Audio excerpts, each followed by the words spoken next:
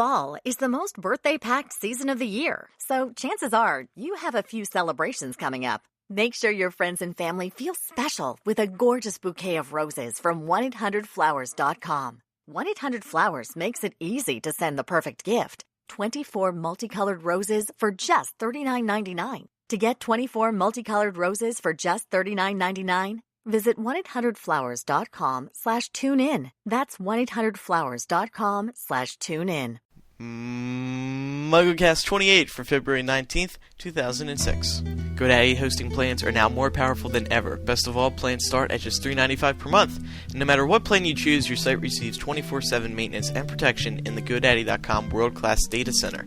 I use them for my personal website, AndrewSims.com, and I know that GoDaddy has some of the best affordable hosting plans online. I recommend you use them for your upcoming website or podcast, because as a MuggleCast listener, enter the code MUGGLE, that's MUGGLE, when you check out and save an additional 10% on any order.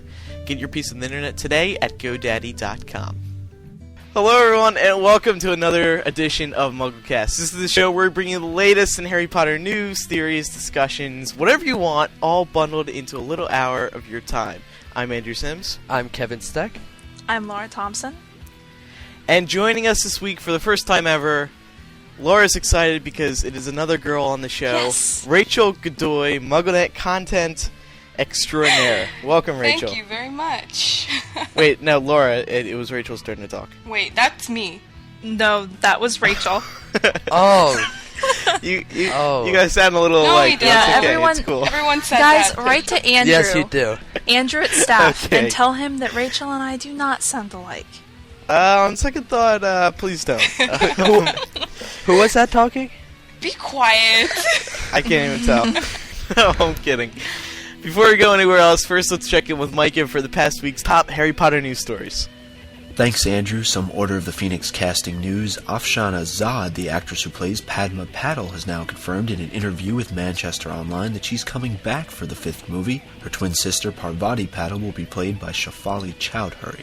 And John Cleese, the actor who portrayed nearly headless Nick in the first two films, has been rumored to be returning for Order of the Phoenix, but nothing has yet been confirmed. Ivana Lynch's mother and sister sat down with a local radio show in Ireland to discuss the casting process Ivana went through to be cast as Luna Lovegood and her personality in general. You can listen to the 5-minute interview over on MuggleNet.com. Speaking of movies, for our international audience, a list of release dates have been posted on MuggleNet.com for when the Goblet of Fire DVD will be released in various countries across the globe. Don't forget, voting for the 2006 AOL MoviePhone Moviegoer Awards is still open. Nominations are in the areas of Movie of the Year, Goblet of Fire, Actor of the Year, Dan Radcliffe, Actress of the Year, Emma Watson, Best Scene Stealer, Brendan Gleeson, and Vilest Villain, Ralph Fiennes.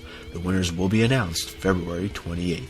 The written version of the Black Family Tree that J.K. Rowling recently donated to Bookend International will go up for auction this Tuesday, February 21st. The Italian newspaper La Repubblica has now published a complete photo of the tree, which includes more details on the family. However, at JKR's request, some parts have been blurred out so as not to give away too much information. And the Spanish translation of Half-Blood Prince will be released this Thursday, February 23rd at 12:30 p.m. Eastern Standard Time. Finally, an official announcement was made last week that our next Leaky Mug live podcast is set for July 29th with a tentative 6:30 p.m. start time at the JW Marriott in Las Vegas, Nevada. Attendees who are registered for Lumos 2006 will be given seating preference at the event. That's all the news for this February 19th, 2006 edition of MuggleCast. Back to the show. All right, thank you, Micah Tan. First of all, let's welcome Kevin Steck back to the show. He's been off for 2 weeks. 2 weeks? You mean like three? What, 3 or 4 Maybe now? 3 weeks. Well, you haven't done voicemails for 2 weeks. Yeah, that's true. Where have you been, Mr. Steck? I've been busy with school. I've been overwhelmed. I'm sorry, it's true. School. Yeah. Okay. Moving on. I'm taking 20 credits. You have to give me some leeway here. Okay. Moving on to some announcements now. As we said recently, registration for Lumos was running out, and now it is completely sold out. The convention is 100% filled up. That means that we're going to be in for a lot of fun.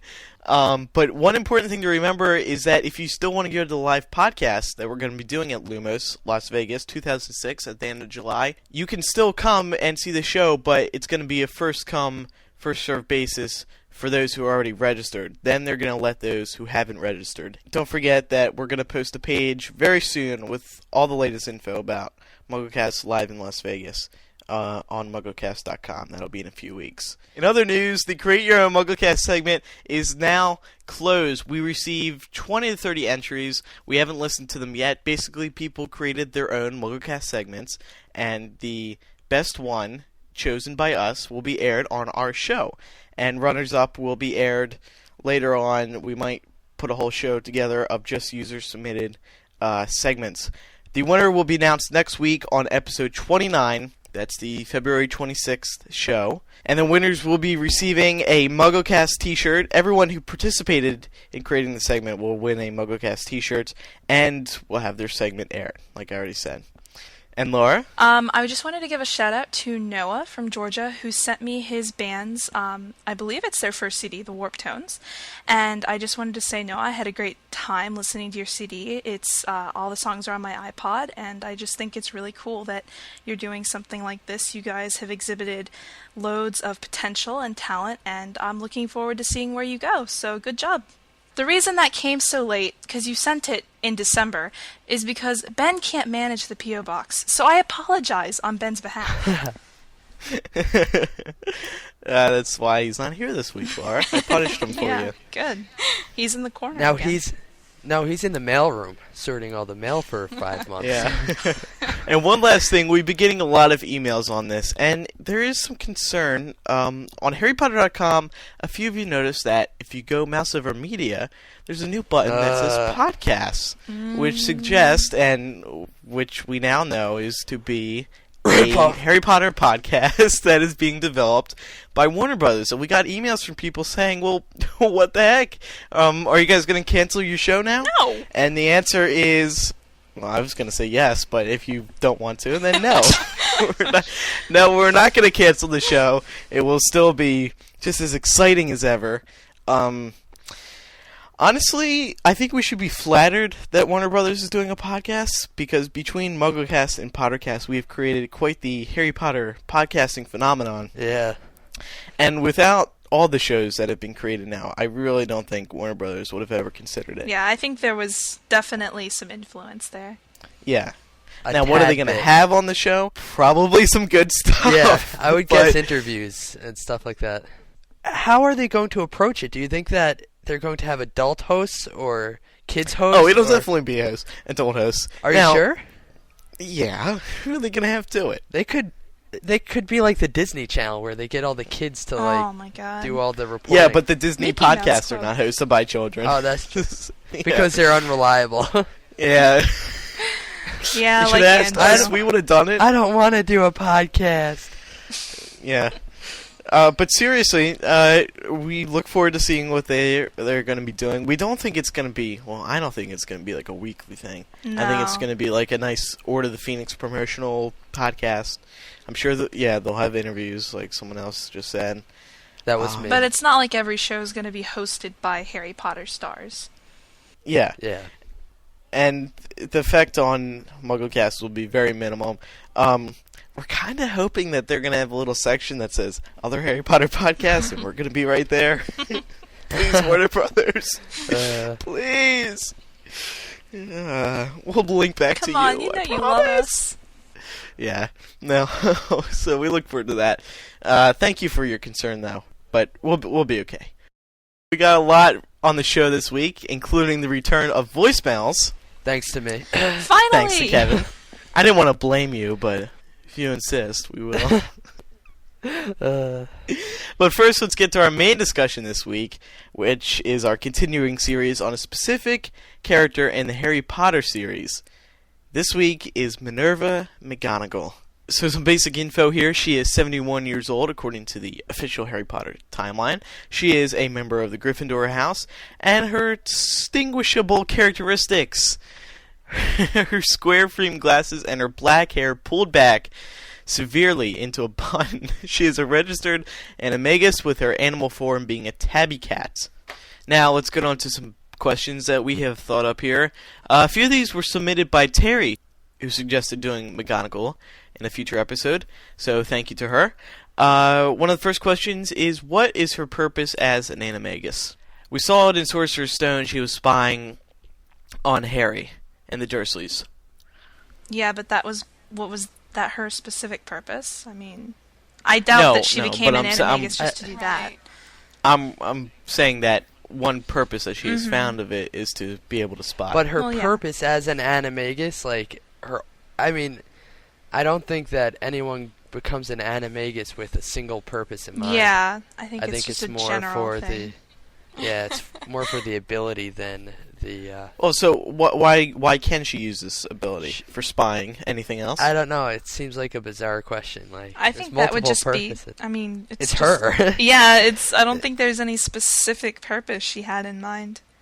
It's just helpful. What are her characteristic ties to the goddess Minerva? Well, we know that Minerva was the goddess of crafts and wisdom, and she's also known as the warrior goddess.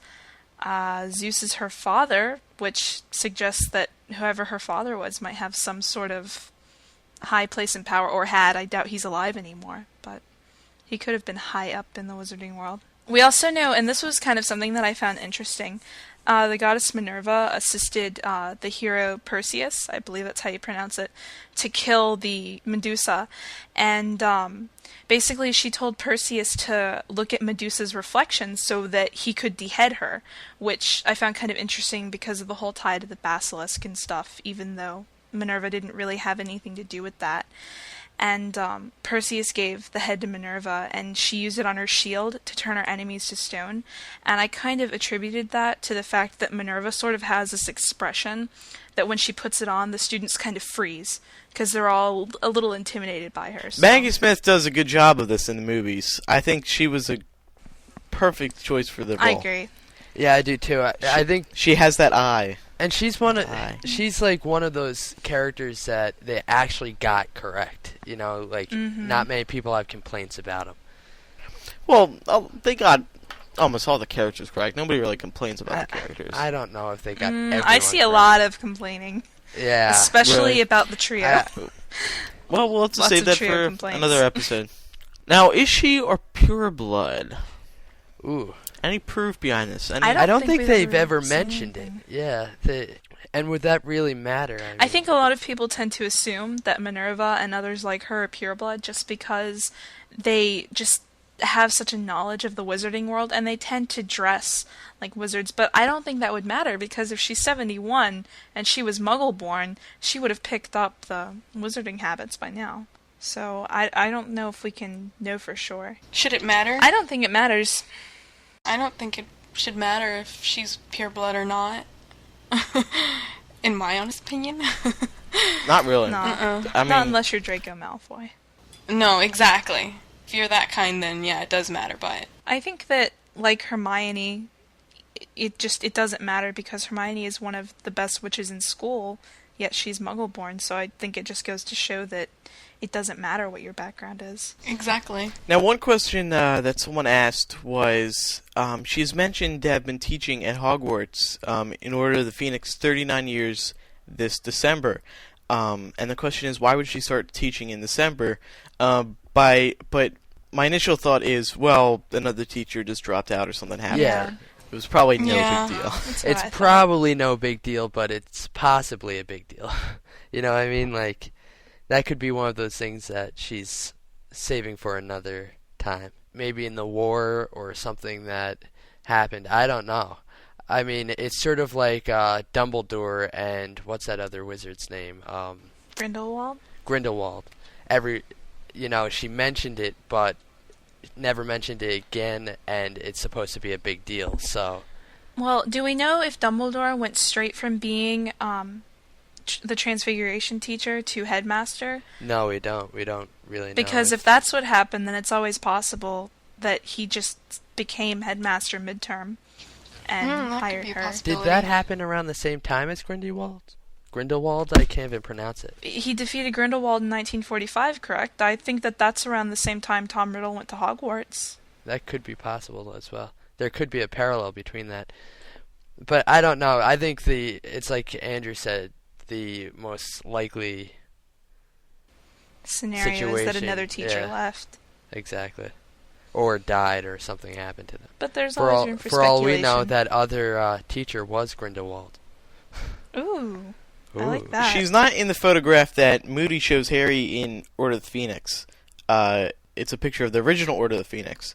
Now, why couldn't she have been working for the Order in the First War, and why is she in the Order now? I don't think in Order of the Phoenix we really saw much participation from her. Well, she was showing up at meetings and stuff. Yeah, but that's a lot like Hagrid as well.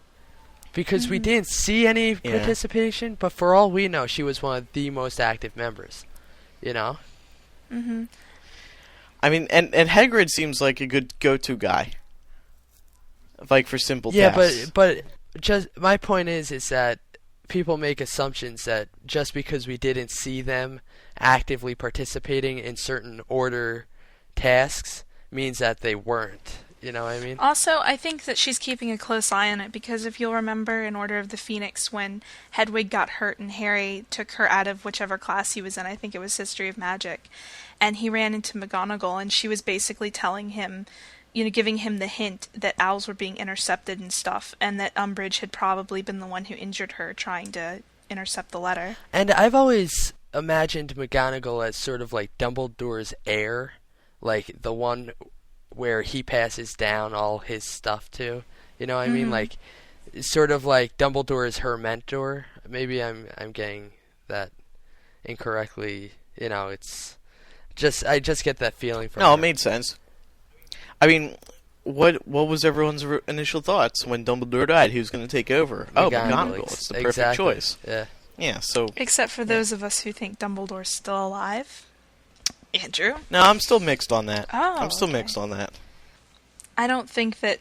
I think a lot of people would look no. at that and try to say, oh, she was a Death Eater and all this other stuff, but No. I think it's just... She was not a Death Eater. No, Anyone no, who no. says that I think is- it's almost... whenever I think about the First War, I almost think about it in the same sense as the Second War, that people either didn't know or didn't believe that Voldemort was around. It could just be a lack of information. Well, it could also be that she was just dealing with her own problems. I mean, it was a war, so everyone was on one side or the other, you know? You were either the... Or, she might not have been there when they took the picture. She could have been off doing something important. We don't know. That's true, yeah. And, I mean, she must have known Dumbledore because, as we just stated a few minutes ago, she had taught for 39 years, and that would be way before the First War. So then the next question is, what will her role in the Order become now that Dumbledore is gone?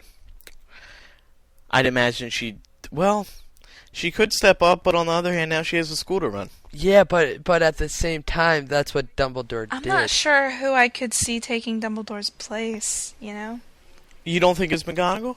I would. No, I definitely I'm saying... in the order or at the school? On the Order. Okay. Oh. Order. I'm not sure who I can see taking that Honestly, kind of lead command position.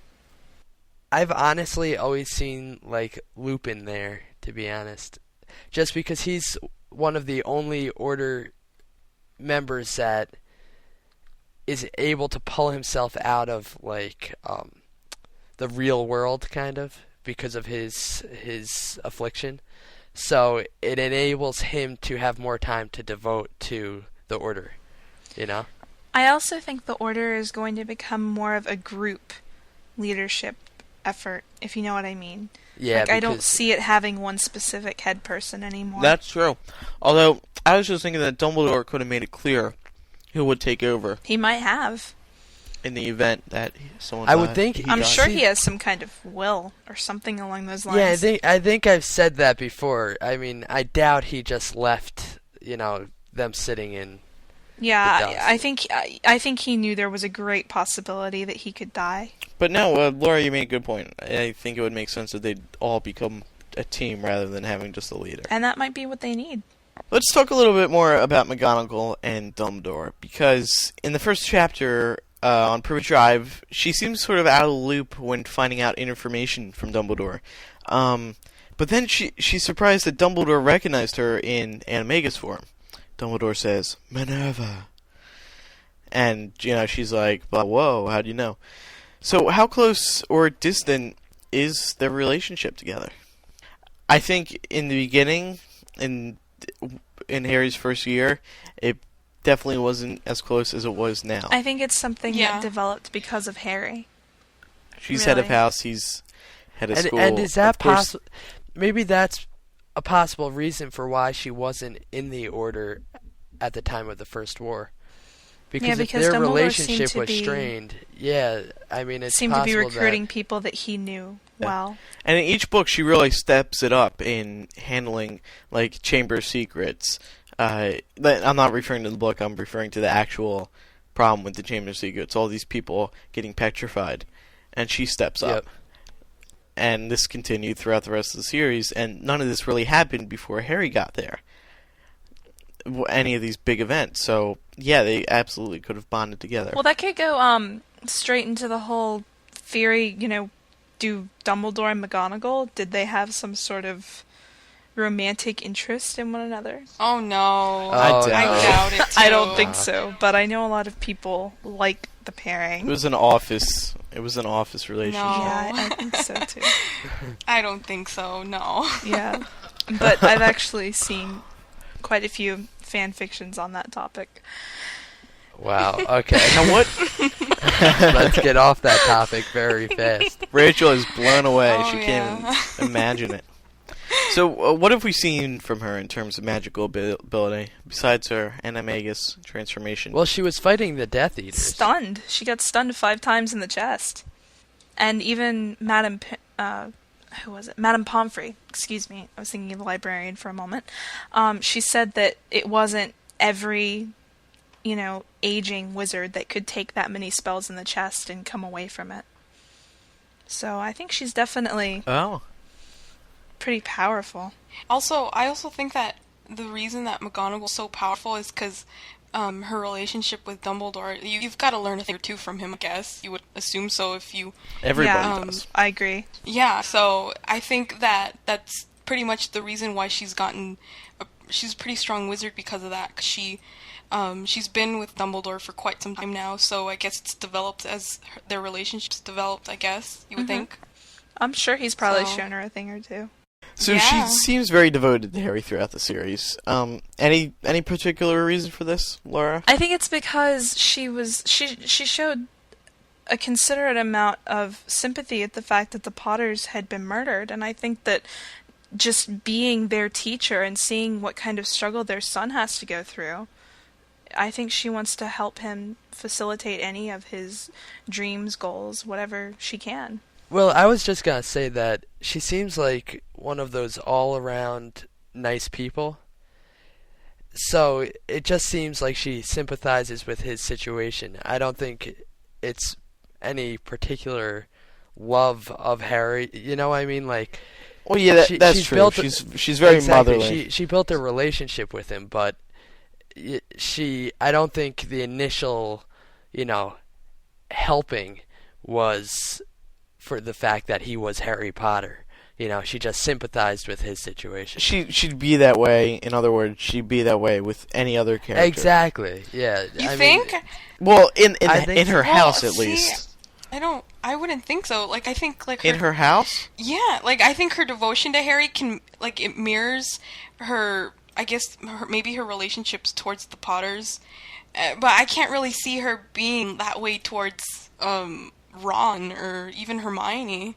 I don't know, it just seems that it's something that she'd only do for Harry, in my opinion. Well, and I think that she was fairly fond of them when they were at school. Yeah, they were.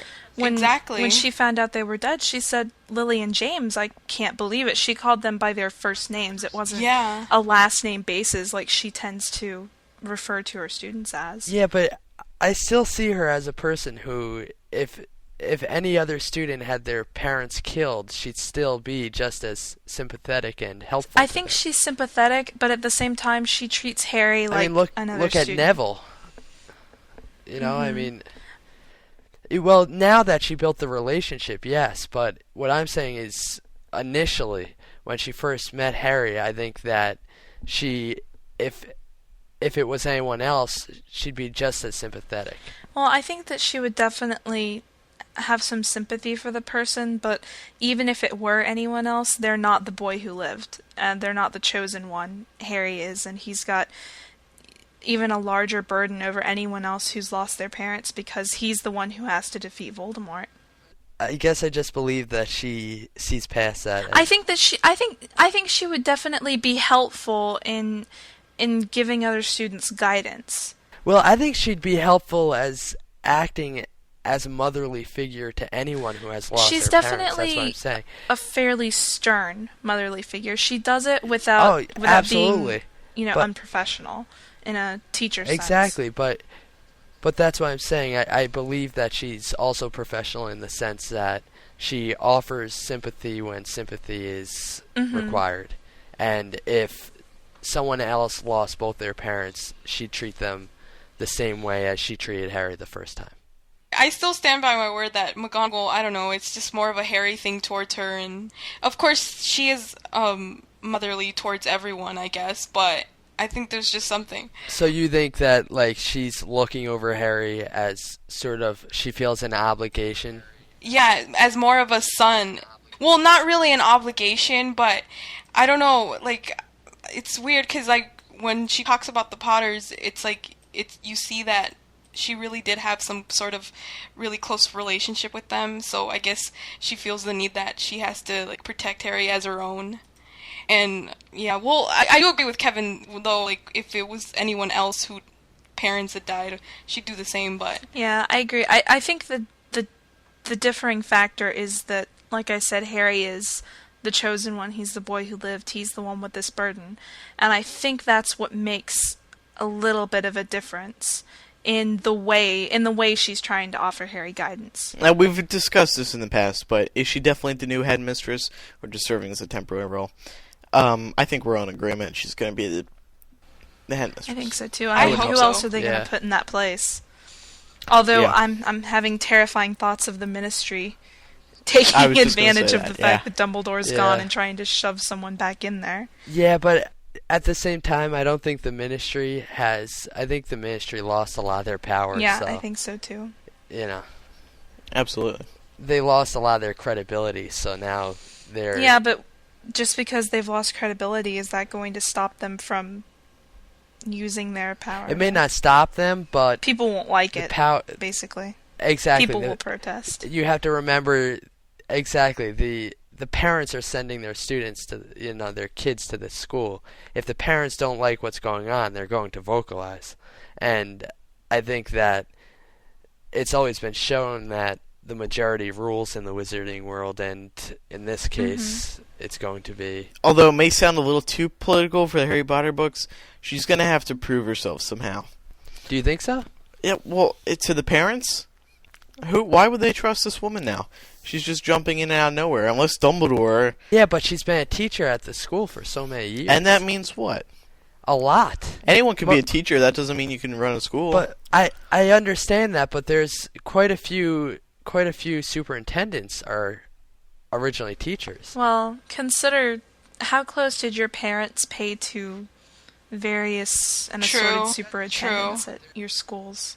And were these teachers, whoever became superintendents, ever in control of a school that was in danger of being massacred? Because my parents, they mainly pay attention to my teachers. Do you think that the order is going to be like public knowledge now? And two, do you think that would be enough to convince people? I think the order is going to remain more of an underground type thing. Obviously, it'll be public knowledge to some, but if too many people know about it, then they kind of lose their no good would come out of making it completely public. But I just think that the fact of her taking a stance on the Voldemort issue will have enough credibility. You know what I mean? If you take a stance, that's fine. I just think McGonagall will have to prove to parents that the school will be safe, which is going to be a hard thing to do now. I think it'll definitely be a challenge for her. It will be, but I think she's capable of showing what she's got. So I don't think it'll be a big problem. Like I don't think it'll be a big issue in the book for parents to be worried. It'll be like really small, and then people will be like, okay. How much of that are we going to see? Because Harry says he's not going back to Hogwarts. Exactly. If we even do see Hogwarts. That question always comes back to haunt us. And now, is she going to be working closely with the trio in the way that Dumbledore did? Dumbledore helped Harry out a lot. In I don't think so. I don't think so either. Maybe in the sense of occasionally helping, but I don't think that any of the Order will play a vital role in the trio's searching for the Horcrux and all that stuff. Well, I think it's... I use Horcrux because I know people like that. I think it's just part of the theme that Harry has to do it alone, and what would be the point of not having Dumbledore around anymore if someone else was going to come along and take his place? Exactly, it's going to fill in, exactly. And could Dumbledore have given her any sort of information before he died? Vital information would have been given to Harry. I think some of maybe the Order stuff, like this is what should happen, this is what should happen to the school, would go to McGonagall. But anything of like importance, like to defeating Voldemort, would be a Harry exclusive. It's like Warner Brothers. Harry exclusive. Harry exactly. Exclusive. So she's been a Transfiguration teacher all these years. We think she's going to become the headmistress. Could she possibly teach Harry, give Harry a few extra lessons in Transfiguration that could help him? I don't think so. I think that Harry is on his own. Yeah. But why not help him out? Because he is separating himself from the school. And in doing that, I don't see him getting involved in the school in any way. I think he should, if it's my hope at least, that he's going to be self-taught, and anything from here on out that he needs to defeat Voldemort will be learned by Harry himself. I also think that in terms of storytelling, there's a lot that needs to be accomplished in Book 7, and I'm not sure we're going to have time to see Harry go learn all sorts of new tricks.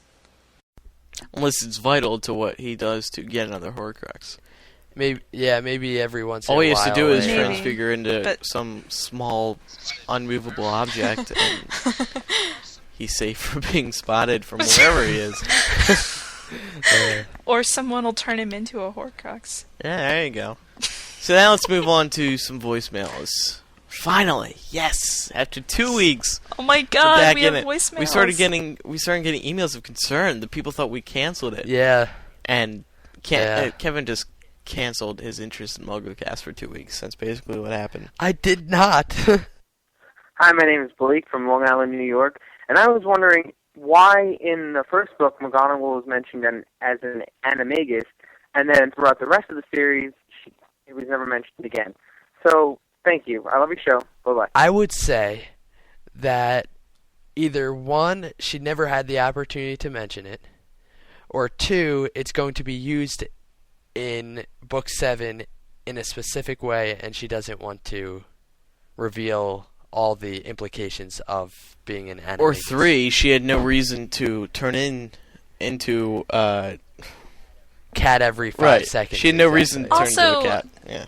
It was convenient for Prisoner of Azkaban because Hermione went and looked up the rosters for everyone who was an Animagus, and she went to look up Professor McGonagall, and it was just a convenient part of the storyline for her to show that none of the Marauders were registered Animagus thingies. Animagi. Look, I just coined a new word. Yay, Kevin, you get a gold star. Alright, now it's time to head into one McGonagall voicemail, then we'll go into some general voicemails. You guys ready? Kevin, you ready? It's been a long time. Here we go. Hey guys, this is Kate from Chicago, and I was just wondering what you all thought of fan fiction. Are you a fan of it yourselves, or do you think fan fiction is just for delusional kids who have no time on their hands? Personally, I think fan fiction is a great time consumer between HP releases, movie, or book. What do you think? Thanks. Bye. Yeah, it is a great way to fill up time between books and movies, besides listening to our show, of course. Too bad Ben's on here because he is a big fan of fan fiction. Me personally, no. What about you guys? Same. I think it skews my opinions of the book, so I don't read it. I used to read a lot of fan fiction, obviously because I used to moderate over at MuggleNet Fan Fiction, but prior to that, I'd say... Especially the dirty stuff. Yeah, and, actually we did get some dirty McGonagall stuff, but I'm not going to bring that up here. Okay. No, I'd say between the ages of 13 and 15, I read a lot of fan fiction. There was a period for a few months where I actually wrote quite a lot of fan fiction, and I think it's really good if you're pursuing a writing career, whether it be in journalism, being a novelist, whatever. It's a good way to tone your skills, because Harry Potter is such a complex and diverse type of story that you can come up with so many theories and just elaborate on them, and I think it's a really, really good output. Yeah, and some of them. So keep writing. Some of them are beautifully written. What about? There's some great stuff out there. Well, yeah. I mean, they're good reads. It's just that I probably won't start reading them until after the final book. And yeah, that's true. On the other hand, there's some really scary stuff out there. But what are your thoughts on it, Rachel? Well, I used to read fan fiction before I think it was sophomore year in high school. I used to read it a lot. But that was before I had my job on MuggleNet, so now I don't read it as often because, yeah. You have no time, I have no right? time because I'm always working for the site. Mm-hmm. But I used to write quite a bit of fan fiction. Not really a lot, but mostly one-shots. And I used to even be a beta for some fan fiction site. I don't even remember what it was named, but yeah, I used to read it a lot. It's really cool. Like, some of the stories I used to read were awesome, but yeah, I don't read as many anymore. I also think that when you work for a site like MuggleNet and just any other Harry Potter site, you pretty much see all the theories. Yeah. And it's kind of redundant to read fan fiction. I mean, it's not like fan fictions really break through on a lot of theories either. No, but I can think of a couple that I read that I thought were just really outstanding, picked up on things that I hadn't noticed in the books, so there are definitely some talented people out there. Although, you know what? I would like to see those people who are devoting their time to writing Harry Potter fan fiction to writing a book.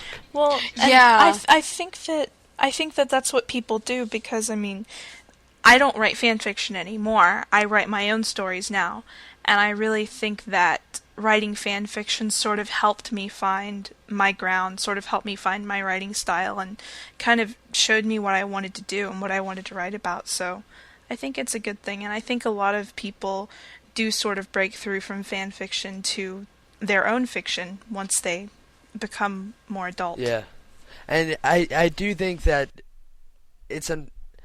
there are some people who get stuck on it, though, you know? Like, they aren't willing to take the next step to try to write their own material, and it's somewhat disappointing because they are writing such good fan fiction. You know they could be writing very good books, you know?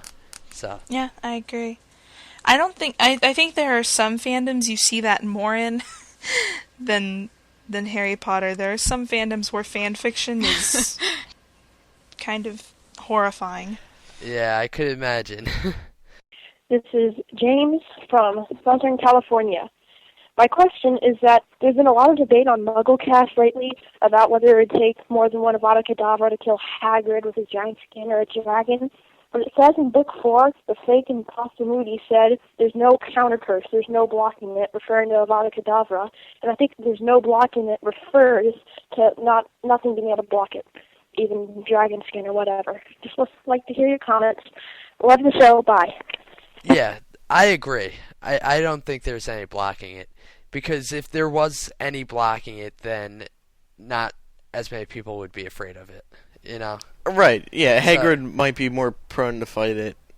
He might not be as much of a wuss. Yeah, but I honestly believe it would kill Hagrid in one hit or a dragon in one hit, whether or not. Well, I think that there are good points raised on both ends. I believe it was Ben who said it during the Hagrid episode that if you walk up to someone with a baseball bat, a normal person, you're going to do a lot of more damage to them as if you walked up to a dragon and hit them with a baseball bat. On the other hand, if it's a curse that can't be blocked, then it's reasonable to assume that it is a curse that could kill anyone, no matter their size or power. Not to mention, we're not who says it's even going to work on a dragon? For all we know, it can be, the curse is only against humans. It's exclusive to humans? Yeah, it's possible. I mean, I think I've read theories where they said it actually like tears a person's soul away from their body or something like that. Well, but then Moody used it against the spider. Well, the imposter Moody used it against the spider. That's true. Goblet of Fire. So I guess it works for all of them and it kills all of them in one hit. This is Robert from Kissimmee, Florida. And I was wondering, if you could speak Parseltongue, do you think that you could make, say, a snake your secret keeper? And another thing, what happened to Sirius's two-way mirror that he gave to Harry? They didn't mention it in Half-Blood Prince, and I was really thinking they were going to do something with that. So, I love your show. I guess it depends on... Why would you make your snake a secret keeper, though? Well, I guess the reason you would do something like that is not that many people are Parseltongues. And it's not it's not likely that your snake is going to go blab to somebody. So True. And it's not likely that they'd suspect that person as being your secret keeper in the first place. Yeah, exactly. To manipulate them, because that's an interesting theory, though. I like that. But also, in that case, wouldn't it be wise of Voldemort to make Nagini his secret keeper for hiding the Horcruxes? And then they'd be unfindable unless you had the snake. That's definitely something to take into as we know, consideration. they have found them, so... Yeah.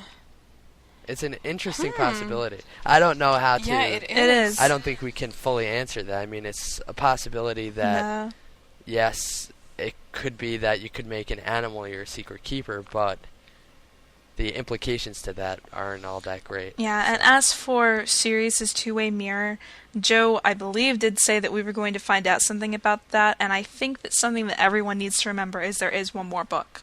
And obviously not everything is going to be answered in Half-Blood Prince. Hi, this is Summer from Alexandria. I was just curious as to, is there a way that you could transform into an animal and back from an animal by yourself that does not require you to be an animagus? Because in the fourth book, Crumb transfigures his head into a shark. I mean, it's at least partial transformation, and Moody and Mad-Eye turns Draco into a ferret. It's just that might be a way that you could transfigure yourself, or at least somebody else could transfigure you. Thanks, bye. I think the only benefit to becoming an animagus is, one, a more personal connection to the actual shape you become. And two, I don't think it requires a wand, does it? No. I don't think so. No, it doesn't, because Pettigrew did not have a wand when he tried to transform into a rat. Well, wait, hang on. I'm not sure right? if I'm confusing the book and the movie. I think but it seems like I remember. I remember when Remus dropped his wand in Prisoner of Azkaban when he started to transform. Yeah, but I'm kind of having this thought that maybe you can transfigure yourself into an animal, but it's not a permanent thing, like. Whereas being an animagus, however you pronounce it, you can turn into one and stay that way the rest of your life if you want to. Yeah, so the transformation is limited by your magical ability. Right. Whereas an animagus, you can, it's not limited by your strength or... Mm-hmm. Well, as we saw, Crumb couldn't even fully transfigure himself into a shark. It was just his head. So it's obviously some heavy magic. Mm-hmm. Yep. Okay. Oh, wait, hold on, guys. Before we get to the Dueling Club, I think I hear a knock at the MuggleCast studio door. Kevin, can you go see who that is? I'm too lazy to get one up. sec. Okay. Hello? It's right over there. Yeah. You guys want some cookies? Oh my God! Close the door. Oh, it's a Girl Scout. Oh no, it's a Girl Scout. They're selling cookies again. Wait, that's Eric Skold dressed in a Girl Scout uniform. Eric, shouldn't you be recording the show rather than selling Girl Scout cookies? I just thought I'd help out in the community. Doing my part, Andrew. Doing my part by wearing a skirt and prancing about with cookies. And he So, like, isn't that something you put on your headset and you walked right over to the studio table here, and it's amazing because we're all in one room. Well, Just see, I beautiful figured by equipment. doing this, I not only sell cookies, but I, I mean, you guys, 6 people here, so I'm going to sell a lot of cookies. You'll all buy my cookies, won't you? This would be 5. You'll all buy my 5 cookies people. anyway, right? Yes, Won't you? of course. So, thanks for joining us, Eric. You were actually working at the movie theater, Yes. and you're fine job. Yep. Sell many tickets. What was the hit movie this weekend? Hit movie. Give us a scoop. Hit movie so far. Well, it's only Friday, so Yeah, well, Friday night hit movie. What was it? I'd have to say date movie. Yeah, I heard about that Yeah. movie. Date movie is getting That's something. Getting lots of reviews. Lots of good people coming up to us for no reason and saying that was a really good movie. You should go see it. And we feel bad because we can't really see it. So, do they allow you to Why see not? the movies? we get to peek in if all our other jobs are done. No, I mean, do they have like the 12 o'clock screeners? Yeah. Well, there will be a screening of Date Movie tomorrow night, but unfortunately, Pennsylvania residents, I can't get you in. It's kind of employees only. What about New Jersey residents? Yeah. Well, that maybe for you, but nobody else. Oh, okay. Well, thanks. I'll head straight out there 'cause to save $7. I have a strange feeling that somehow I'm going to find out that like 300 people listen to MuggleCast right next door to me and all want in on this movie. They've never contacted me before. I've never heard from anybody, but I have a strange feeling. Well, as most of you know, the Dueling Club is where 2 co-hosts pick a wizard or witch behind the other person's back. And at the same time, they give each other their character, and then they figure out who would possibly win. It's an exciting new twist on the Dueling Club on MuggleCast. It's so exciting. One, it's so exciting two. that it so exciting it warrants 5 seconds of silence. Yeah. Often imitated, never duplicated. Okay, so on 3. Ready, girls? Ready, Andrew. Seriously, what's so funny? How many times have we had that many girls on the show where we can just say "Ready, girls"? I know. It's I know. like, Usually it's Ready, boys, and Laura. Okay. Okay, on 3. 1, 2, 3. Professor Cormac. Flitwick. I think Professor Flitwick would win just because he's so advanced at charms and he's Well, yeah, you obviously a cheated. teacher. You got a professor. I got a student. Hey, you're supposed to defend your defend and character. be I like, know. Well, be he's kind of like an airhead, but I don't think there's enough. No, I think Flitwick is definitely far more magically advanced than Cormac McGonagall could ever hope to you don't be. give Cormac enough credit. He might seem like an idiot or a jock or something, But he's really a sweetheart. Or like he has an out of control really a temper. sweetheart. Well, see, his temper might work because then he might like curse you out. Yeah, he might It's like, sit on Flitwick. Yeah, see, he doesn't need his wand. He's got You could his just sit on him thumping altogether. fists. And he wins. There. See, I win. There you go. Yay, Rachel! Yeah. She's won her first. Yay. Oh, See, please. Oh, please. Well, I think that does do it for this episode of MuggleCast episode. What is this? 28. Seriously, once we got into the 20s, I just lost count. I'm like, for some reason I can't remember. Well, that's because you can't count over 20. But Oh, maybe Kevin can right. divide by Yes. 0. Right. He would whoop Goyle Yeah. I any can. day. Yeah, you would divide by 0. You'd think there's some theory behind it. Wow, it's been 20 episodes since my It's been first 25 show. since mine. Oh, 25 since mine. Oh, it's been It's 28 since mine. Kevin's all like, It's been. I've been on every episode. I'm so proud of myself. You should, You should be proud You've of edited yourself. almost every episode. I'm sick of it. 28, when you think about it, hasn't really been that much. No, it has when you I think about it. guess, Think of 28 that, hours. and then think of it like 5-6 months, like half a year. Oh my God. I mean, that's what it's been. It's been half a year. Yeah. 28. There's 52. So 2 weeks ago was like your half. I can't wait for our year anniversary. Aww. It's gonna be a fun show.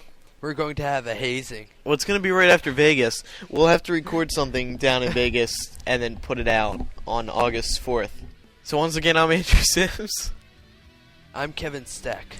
I'm Laura Thompson. I added some force to that. And I'm And Eric, thank you for joining us at the end this week. It's always good to have you on. Thank you, Andrew, for having me on. We'll see everyone next week for episode 29, and don't forget that you can send in your questions, concerns, comments, complaints, whatever you want to MuggleCast@staff.mugglenet.com. And also, if you have a question for us next week concerning Remus Lupin, who is the character we'll be going in-depth on, please send those into voice@staff.mugglenet.com or call it in at 1-218-20-MAGIC.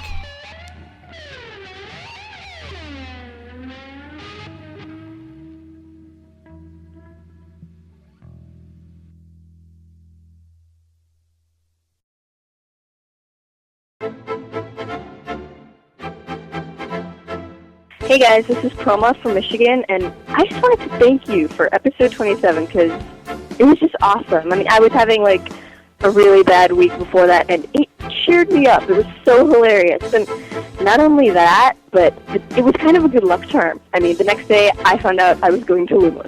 So, thank you. Just thank you.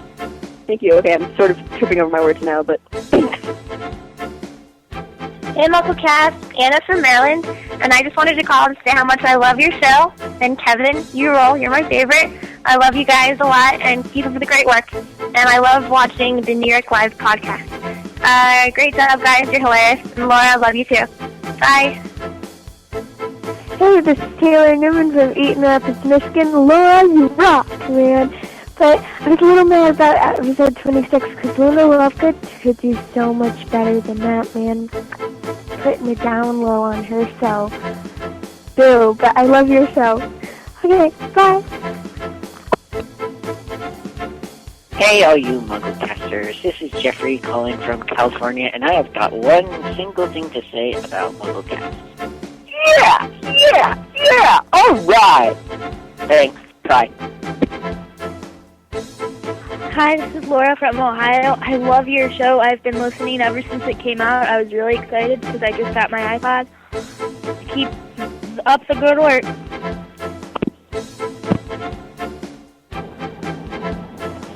Hi, this is Spencer, and I just wanted to say I'm having a lot of fun watching the video, and Micah looks like a young Jon Stewart, which is really creepy.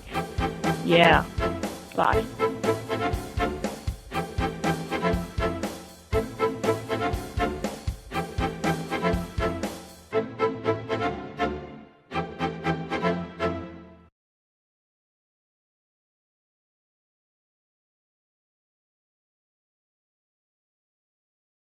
Yeah.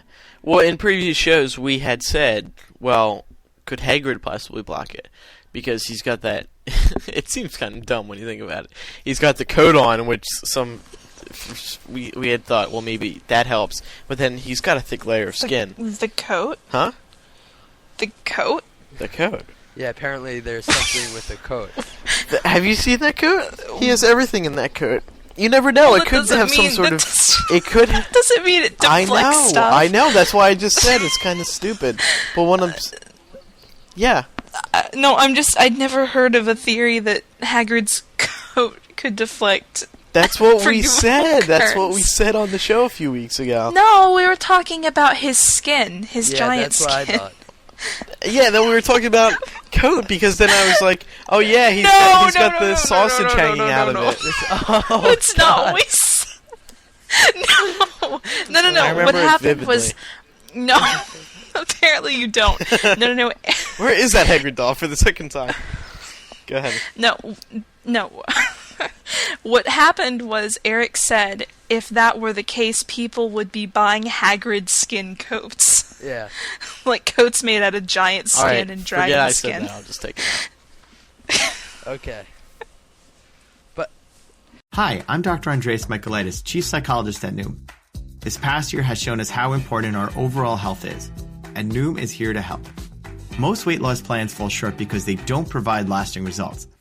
But at Noom, our psychology-driven approach is designed to help you change your relationship with food. Changing the way you eat starts with your mind, and Noom gives you the tools you need to succeed on your terms. Sign up now and lose the weight for good at Noom.com. That's Noom.com.